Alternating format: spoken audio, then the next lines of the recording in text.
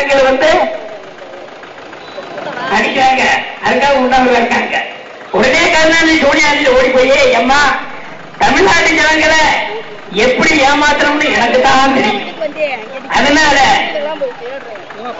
நான் போய் உண்ணாவிரதம் இருக்கேன், போற நிறுத்திட்டோம்னு ஜெயிக்கிற வரைக்கும் போற நிறுத்தணும்னு அறிவிச்சிருக்க அப்படின்னு அந்த அம்மா ராசமிச்ச கூப்பிட்டு, இந்த மாதிரி எனக்கு இங்க தமிழ்நாட்டில் ஓட்டு கிடைக்காது, அதனால கொஞ்சம் போற நிறுத்தி வை அப்படின்னு சொல்லிடுச்சு. இப்படி உண்ணாவிரதம் போர் நிறுத்தப்பட்டது அப்படின்னு சொன்னாங்கய்யா. நம்ம ஜனங்கள்லாம் சும்மா இருந்தாங்களா? தமிழ்நாடு தலைவர்கள் இவரு தமிழ்நாடு இப்படியே சொல்லிக்குவாரு. அன்னைக்கு கருணாநிதி நினைச்சிருந்தா இந்த சோனியாவை கவர்ச்சி போட்டுருக்கலாம். இவர் குடிக்கிறா இருக்கா, அன்னைக்கு பாரதிய ஜனதா வந்திருக்கீங்க, அன்னைக்கு பாரதிய ஜனதா கண்டிப்பா வந்திருக்கும். இவரு நினைக்காம இதை பத்தி நான் எதையும் புலப்படல, அதை பத்தி கவலைப்படல. அவருக்கு என்ன,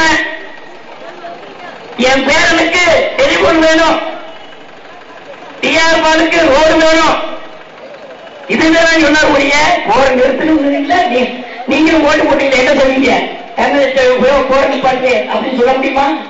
சொல்ல முடியாது. பெரியவர்களை தாய்மார்களை எதை செஞ்சாலும் அம்மா உங்களுக்காக தான் செய்யாங்க. இந்த பிள்ளைகளுக்கு 12,000 கோடி ஒதுக்கியிருக்காங்க, பிள்ளைகள் படிக்கிறதுக்கு 18,000 கோடி ஒதுக்கியிருக்காங்க, லேப்டாப் கொடுத்துருக்காங்க. ஆனா கருணாநிதி என்ன கொடுத்தாரு,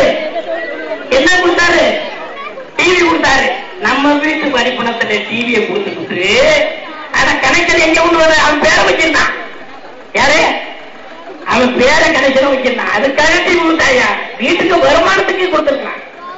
டெல்லி வந்து யார் வேணாலும் அலட்சம் தப்பு இல்லை, ஆனா தமிழர் கையில இருக்கணும், நம்ம ஓட்டு பூரா தமிழர் கையில இருக்கணும்.